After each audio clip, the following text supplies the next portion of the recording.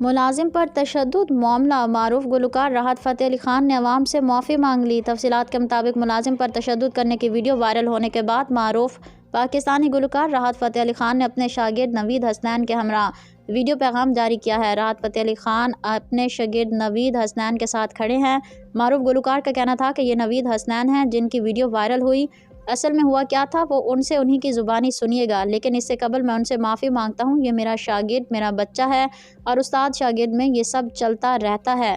मैं सबके सामने नवीद से ऑन कैमरा फिर माफ़ी मांगता हूँ। इसके बाद शागिर्द ने कहा कि ये मेरे उस्ताद, बाप और मेरे मुर्शिद हैं। जिसने वीडियो बनाकर शेयर किया उसने गलत हरकत की है। ये मेरे बाप मेरे पीर हैं। बाप बेटे को मार ही लेते होते हैं, ऐसी वैसी कोई भी बात नहीं है। उस्ताद जी का वो पानी जो पीर साहब का दम किया हुआ था वो कहीं रख कर भूल गया था, जिसकी वजह से उन्होंने मुझे मारा।